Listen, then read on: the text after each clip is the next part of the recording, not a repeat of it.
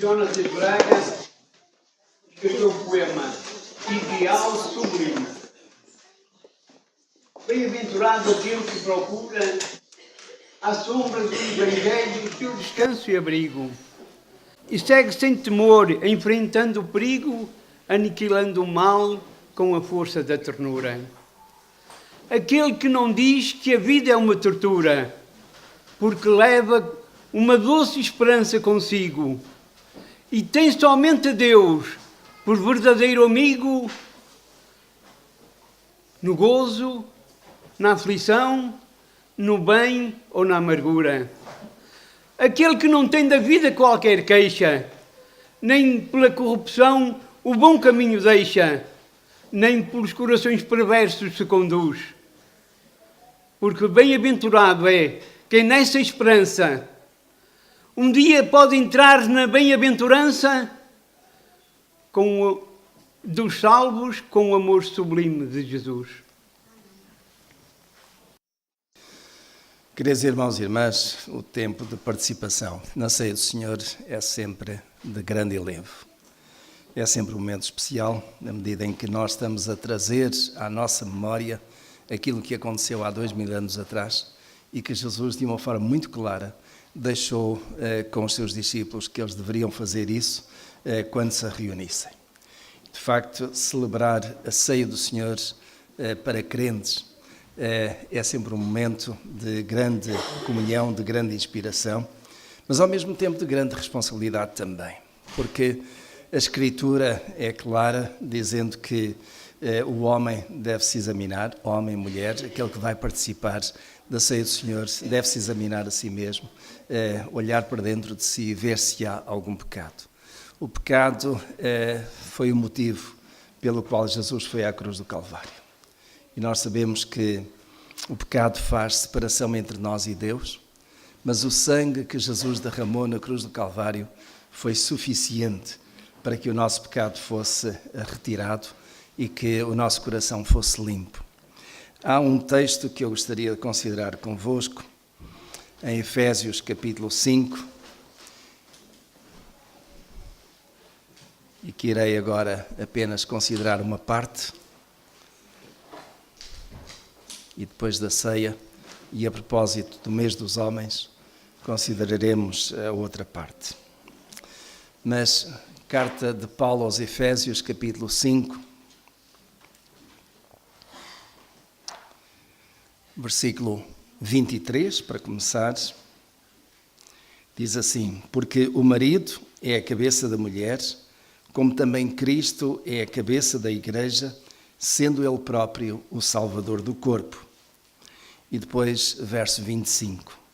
Vós, maridos, amai a vossas mulheres, como também Cristo amou a igreja e a si mesmo se entregou por ela, a fim de a santificar, tendo-a purificado com a lavagem da água pela palavra, para apresentá-la a si mesma, igreja gloriosa, sem mácula, nem ruga, nem qualquer coisa semelhante, mas santa e irrepreensível. Cristo amou a igreja, amou cada um de nós de tal maneira que se deu, e se deu até à morte. Deixou ser crucificado, passar por toda aquela vergonha que naquele tempo era a morte no Calvário, a morte de cruz, exatamente porque amava e continua a amar a sua igreja. E de tal modo continua a amar a sua igreja, que hoje Jesus está bem presente no nosso meio. Ele disse que onde estiverem 2 ou 3 reunidos em meu nome, eu estarei no seu meio. Ele disse também que enviaria o Espírito Santo para que pudesse estar junto da igreja. Ele disse também que estaria à destra do Pai, intercedendo por nós. E aí está Jesus, conforme também ele havia dito na conversa que tinha tido com Pedro, com os outros discípulos, acerca de quem dizem os homens que eu sou. Uns és Elias, outros és algum dos profetas, e vós quem dizeis que eu sou? Tu és o Cristo, o Filho do Deus vivo. E nessa sequência, Jesus diz a Pedro: a minha igreja, eu edificarei a minha igreja, e as portas do inferno não prevalecerão contra ela. O Senhor continua edificando a sua igreja. Esta igreja é propriedade de Jesus. Ele é a autoridade máxima, Ele é o soberano. Nós queremos, não importa se é um simples, com todo o respeito, membro desta igreja, ou se tem a responsabilidade de liderança, até se é pastor, não importa. O que importa é que Cristo seja soberano sobre cada um de nós, que Ele realmente tenha essa autoridade própria e que a exerça com toda a liberdade no nosso meio. Porque, de facto, quando nós estamos submissos a Jesus, certamente que só temos benefício com isso. Não somos ovelhas rebeldes, não somos ovelhas que não conhecem o pastor dos pastores, não somos ovelhas que estão de costas voltadas para o Senhor, mas ovelhas que em humildade, em submissão, buscam a vontade do Senhor para a sua vida. E a igreja é isso mesmo, é isso que torna uma igreja dinâmica, uma igreja viva, uma igreja que de facto está em íntima comunhão com o Senhor, que buscando a sua vontade para o dia a dia, participa daquilo que é sagrado, de uma forma que lhe é benéfica, porque edifica.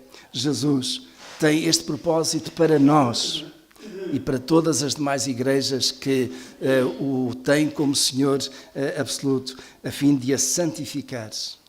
E nós precisamos desta santificação, precisamos que Ele de facto produza essa purificação em nós, lavando-nos, e segundo diz a Escritura, com a palavra. É a palavra que naturalmente apresentada aos nossos corações, que nos ilumina, que nos esclarece, que nos ajuda para que nós possamos de facto andar naquele caminho do Senhor, andar vivendo nos seus mandamentos, vivendo debaixo da sua graça. E aquilo que o Senhor tem como grande objetivo é que nós como igreja sejamos apresentados diante dele, diante de Deus Pai, como uma igreja sem mácula, sem ruga, não envelhecida, uma igreja jovem. E meus irmãos, não importa a sua idade, não importa se tem 70, 80 ou 90 anos, não importa se já é crente há muito tempo. Aquilo que o Senhor quer é apresentar-nos a cada um de nós com toda a vivacidade, com toda a juventude, com toda a força, com toda a dinâmica, porque Ele está connosco e nos renova cada dia. Avivamento passa por isso mesmo, por renovação.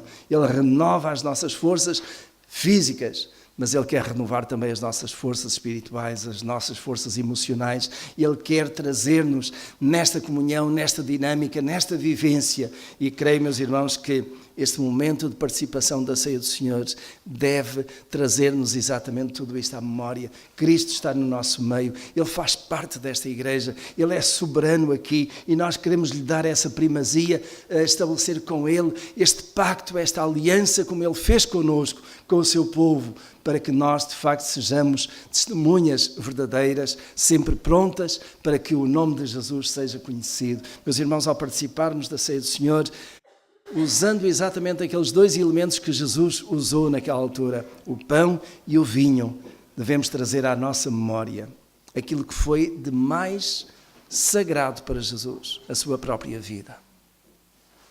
Para nós, com certeza, todos nós prezamos muito a nossa vida. Amém?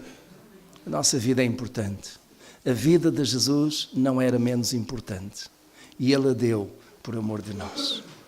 Meus irmãos, participamos do pão e do vinho, trazendo à memória o seu corpo que foi sacrificado. E sacrificado de uma forma horrível, vergonhosa, naquela altura. O seu sangue foi derramado. E conforme diz a Escritura, sem derramamento de sangue não há remissão de pecado. O nosso pecado, o vosso pecado, o meu pecado, é completamente redimido, retirado, limpo, por causa do sangue de Jesus. Os irmãos, muitas teorias têm sido feitas à volta exatamente destes dois elementos. E eu não quero sequer estar a gastar tempo indevido sobre isso. Mas aquilo que nós vamos pegar é pão. Pão amassado. Pão partido. Pão que é trazido até nós. Para nos fazer lembrar esse corpo de Jesus.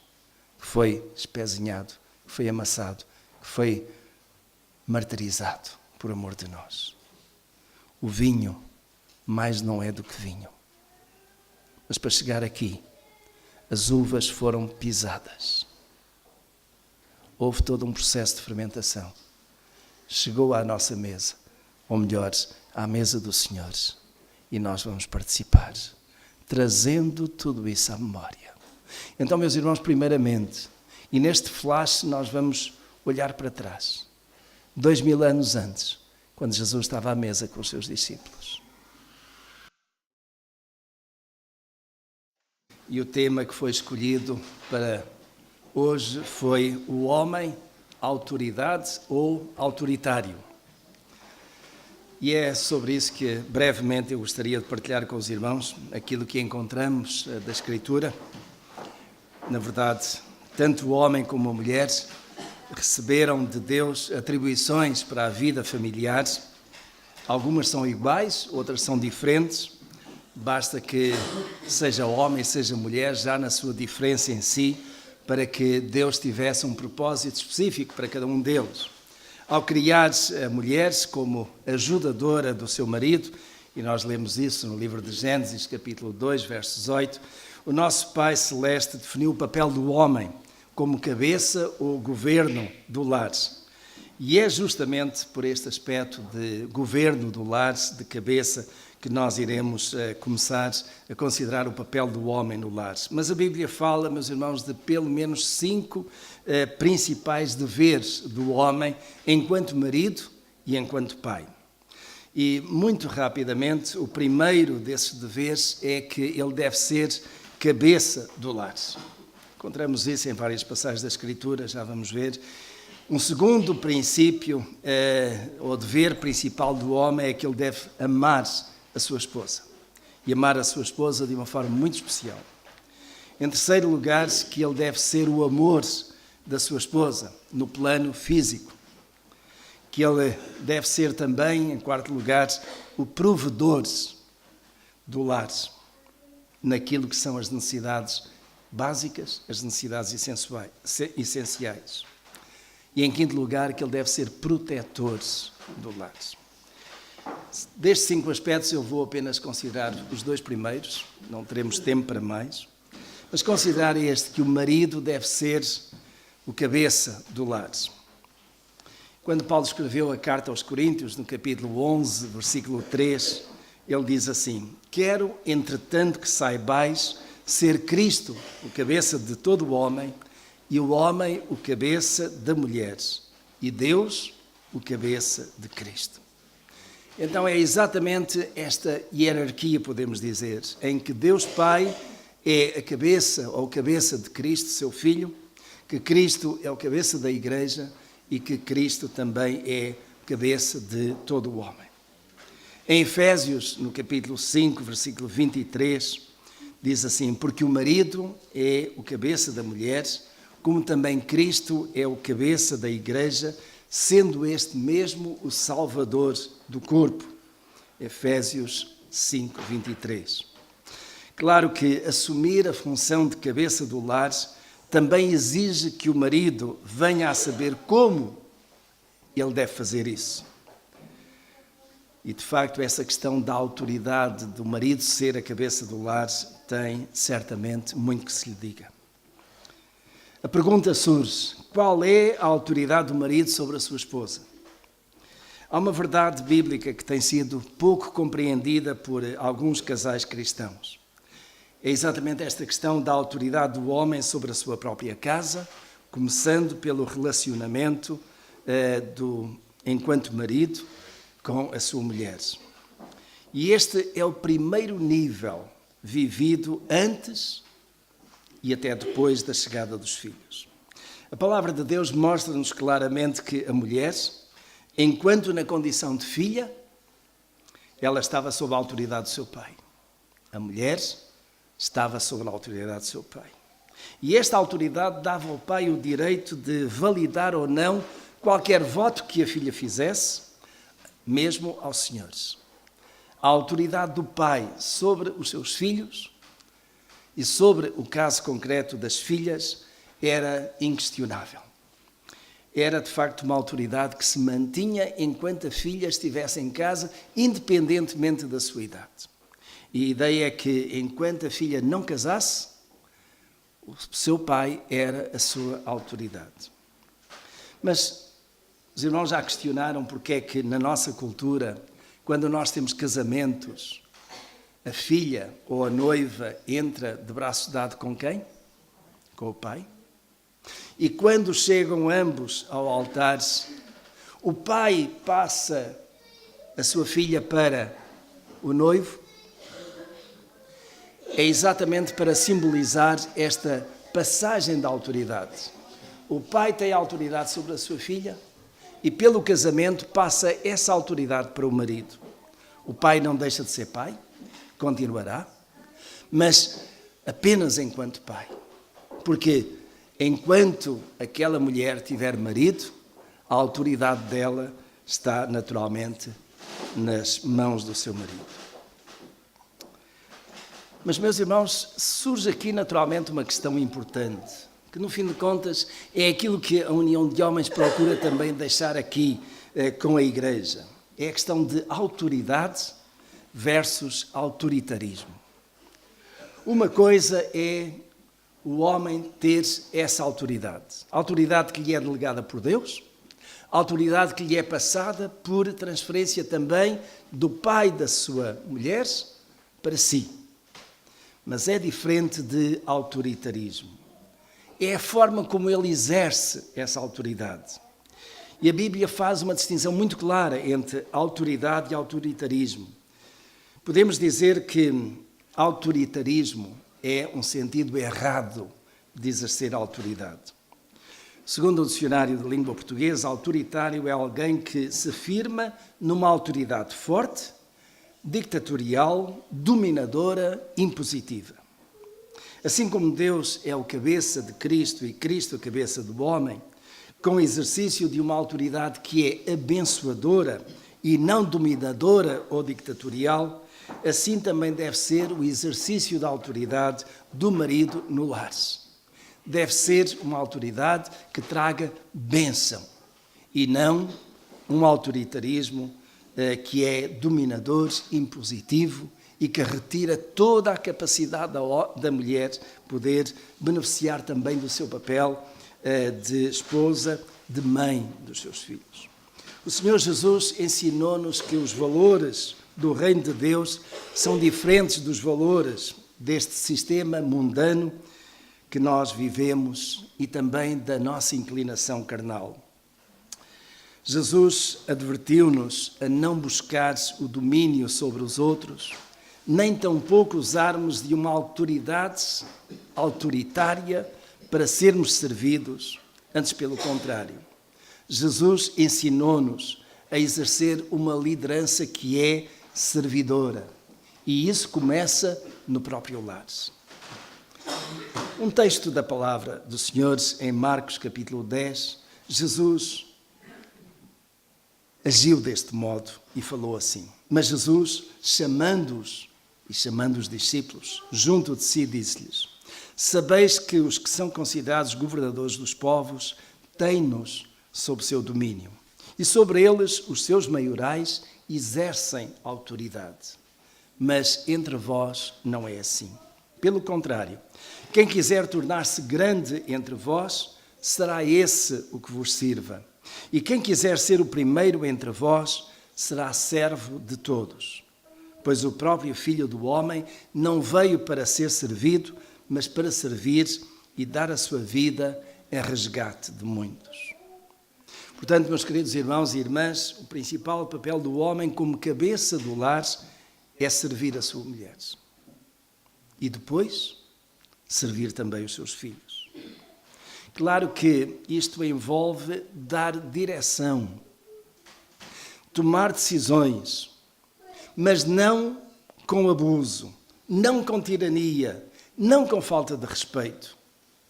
O homem é a cabeça da mulher, mas deve fazê-lo numa atitude de serviço, numa atitude de estar aí pronto para querer que a sua mulher seja valorizada, seja abençoada através dele.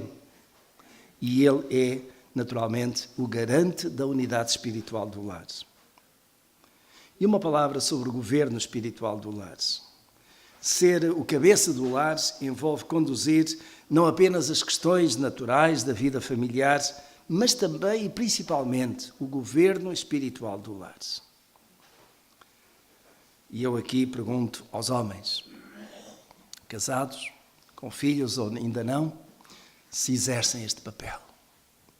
E se o fazem buscando a orientação do Senhor e sabendo que Cristo é a sua cabeça. Cristo é a cabeça do homem para que o homem seja a cabeça da mulher. Claro que isto envolve dar direção e tomar decisões, mas fazê-lo de uma forma que seja justa, equilibrada, respeitosa. Ao falar sobre as qualificações necessárias para quem deseja o episcopado ou deseja a liderança espiritual, o apóstolo Paulo fala sobre a importância de, antes de alguém desejar governar a casa do Senhor, que governe bem a sua própria casa. E é aqui que nós encontramos, de facto, Deus a mostrar como o homem deve governar a sua casa.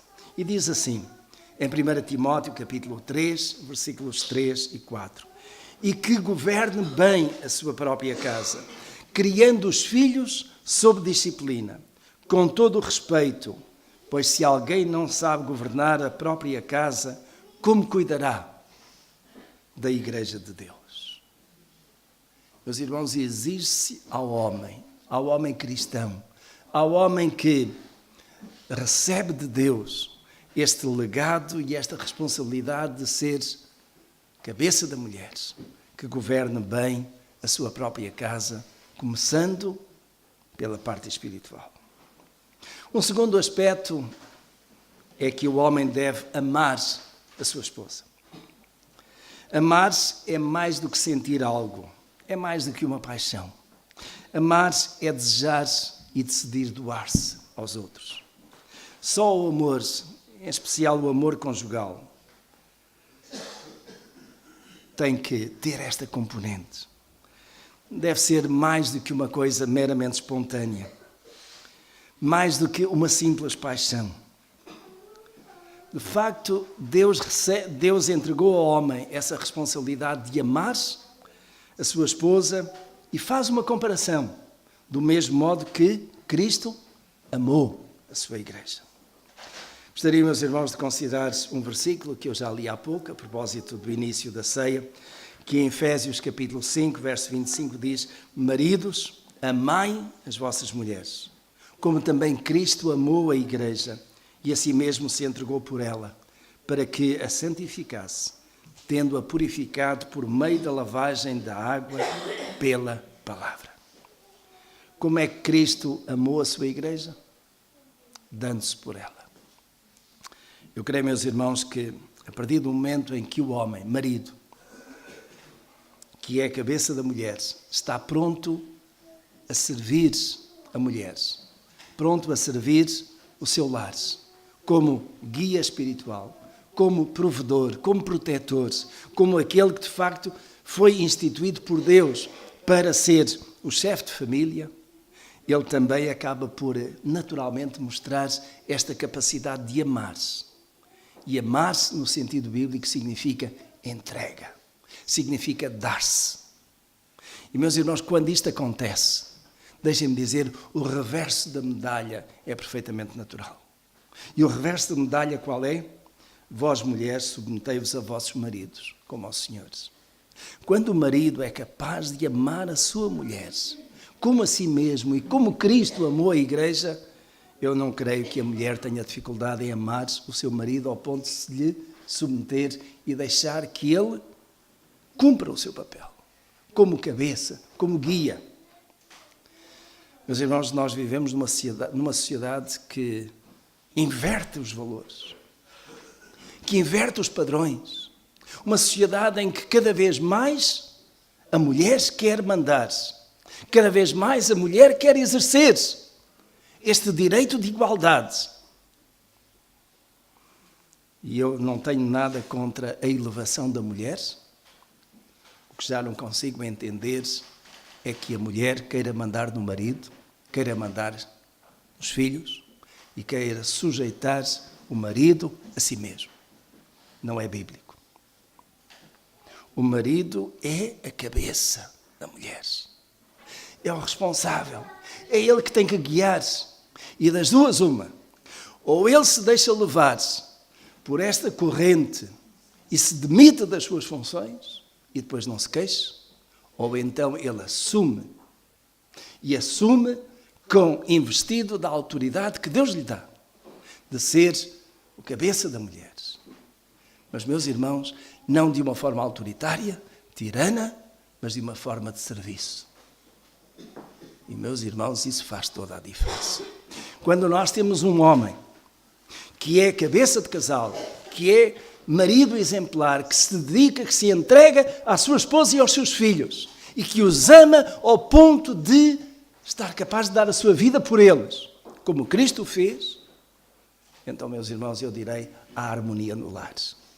Tudo funciona, porque foi assim que Deus determinou. E o papel do homem cristão na família deve ser assumido, não imposto. Não, o homem não precisa de pedir licença, o homem precisa simplesmente de cumprir a sua missão e estar no lugar que Deus lhe determinou, deixando que Cristo também esteja no lugar que deve. E onde é que Cristo deve estar? Como cabeça do próprio homem. É Ele que governa o homem, para que o homem possa governar a sua casa, nos caminhos e na vontade do Senhor. E a mulher obedece, os filhos obedecem com toda a naturalidade, porque sabem que o seu marido está a procurar o melhor para cada um deles lá em casa. E o seu marido está a buscar a orientação de quem? Do Senhor. Há alguém que saiba melhor aquilo que a vossa família precisa? Há alguém que saiba melhor qual é a orientação que deve ser dada à sua família? É Cristo. E Cristo guia o homem que deve cumprir a sua missão. E, meus irmãos, quando assim acontece, então o homem ama a sua mulher também no plano físico. O homem é provedor de todas as necessidades. Ainda que a mulher, às vezes, hoje, também seja provedora. Não tem nada a ver com a Santa Casa da Misericórdia, que tem um provedor, não é? Mas, de certo modo, a ideia está lá. O homem é aquele que tem que providenciar as necessidades da casa. Muitas vezes, e nos dias de hoje, com a ajuda da própria mulher, que ao trabalhar fora, acaba por deixar de ter, às vezes, tempo para as coisas da casa. Então, meus irmãos, quando isso acontece, e acontece muito nos dias de hoje, tem que haver uma sintonia muito grande entre homem e mulher, para serem cada vez mais complementares um do outro e, sobretudo, na educação dos seus filhos. O homem é o protetor da mulher e dos seus filhos. E ele protege-os com a palavra do Senhor, ele protege-os com o escudo da fé, com o escudo da salvação. Queridos irmãos e irmãs, neste início do mês dos homens, o meu desejo é que, de facto, cada homem que está aqui e os outros que não estão, mas que fazem parte desta comunidade, cumpram com a sua missão. Porque se assim fizerem, certamente serão, vamos dizer juntos, abençoados. O vosso lar será mais abençoado quanto mais ele estiver debaixo da orientação e a obediência ao Senhor. Amém? Que o Senhor abençoe cada lar aqui. Esse é o nosso desejo, tem sido o nosso ensino, porque é aquilo que nós encontramos na Escritura, na Palavra do Senhor.